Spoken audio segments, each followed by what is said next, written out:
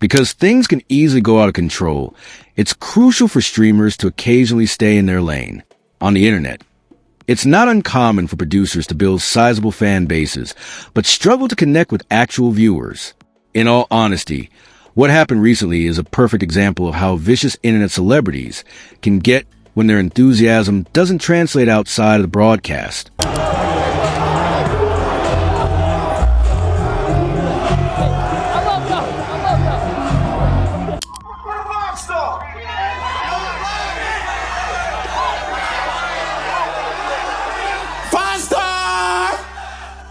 Oh, pussy, on the guys, pink stone, then survive.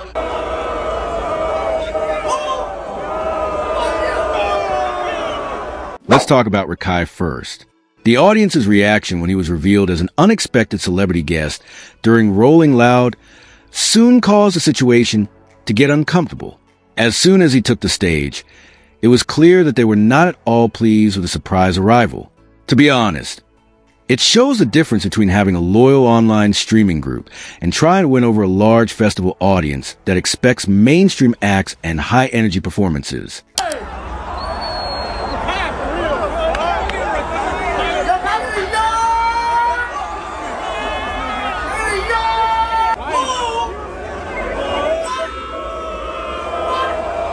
The jeers were so loud that Rakai could hear them all, so he paused the performance to ask the audience why they were making fun of him.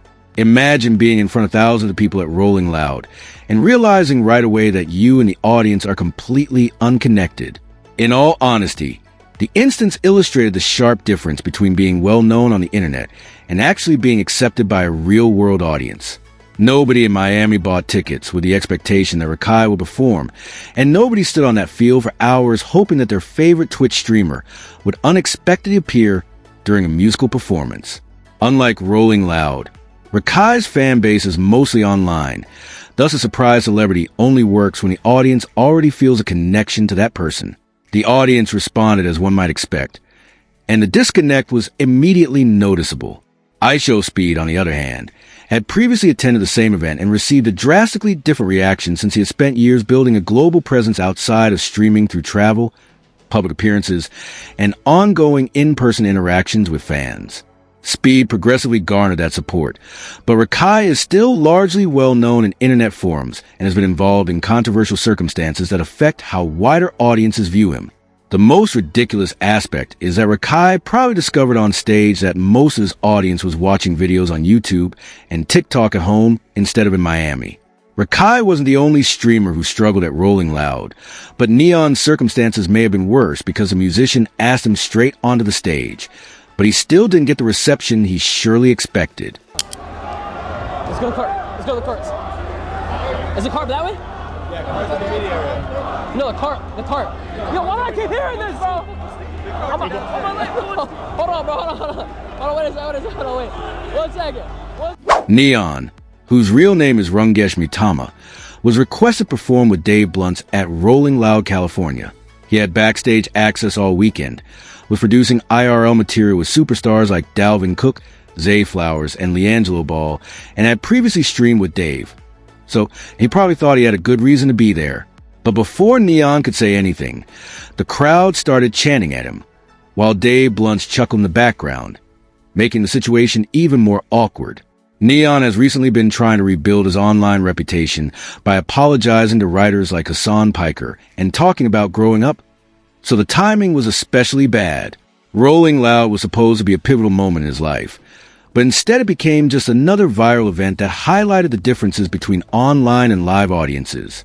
I try to talk to my friend who's performing. What the fuck? To be honest, though, Plaqueboymax could have had the most challenging experience since, unlike Rakai and Neon, Max takes music seriously.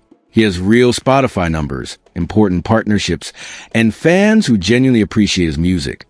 So this wasn't just a streamer taking the stage for attention. The problem is that Rolling Loud exposed the gap between online popularity and in-person reaction, since festival goers are brutally honest and don't always care about internet excitement.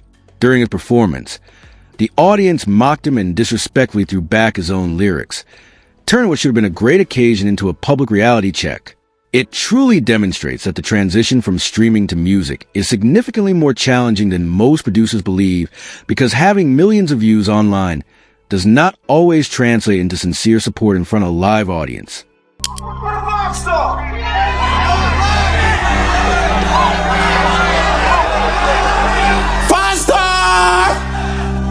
Oh, pussy, all the guys, Kingston, they survive. The crowd barely reacted at all, displaying almost none of the passion you would expect from a true festival audience seeing an artist perform live. Plaqueboymax continued to try to interact with people, but every time he tried, the uncomfortable silence and the visible annoyance on his face intensified. Not a single person in the crowd completed the words back to him at that same time, so he clearly realized that online praise does not always transfer into real-life support.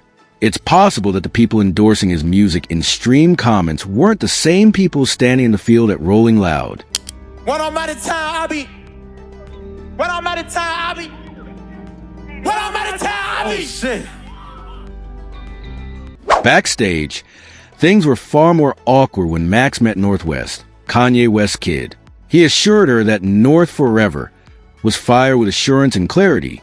Yet the conversation felt more like someone trying to win over a powerful family in the business than a light-hearted conversation right away. Although North remained polite and respectful, the conversation ended quickly, and the body language gave the impression that the entire online conversation was a little awkward. To be honest, it highlighted another aspect of the entertainment industry. Although being well-known online can help you get attention, it does not ensure that you will be recognized as a well-known musician in real music venues. She already going. She already went. North. Nice to meet you. I really like your new thing. North Forever, that's just fire. No cost. Nice to meet you. To be honest, the true appearance of the encounter was seen to everyone in attendance. It seemed more like Plaqueboymax was trying to get into the West family circle, whether that was through an industry connection, a possible cosign, or simply being able to assert that Northwest was aware of his identity. The two performers did not appear to be genuinely complimenting each other. North stayed polite, shook his hand, said, "Nice to meet you," and departed almost immediately, leaving Max to uncomfortably brush the incident aside. In fact, even at such a young age, North has received a lot of attention from the industry due to her family name and connection to Kanye West. To be honest, it didn't feel like two artists coming together. Rather, it felt more like a fan trying to win over a powerful person. In any case, if you want more live news like this, please subscribe and like the video to make sure you don't miss the next update. Peace.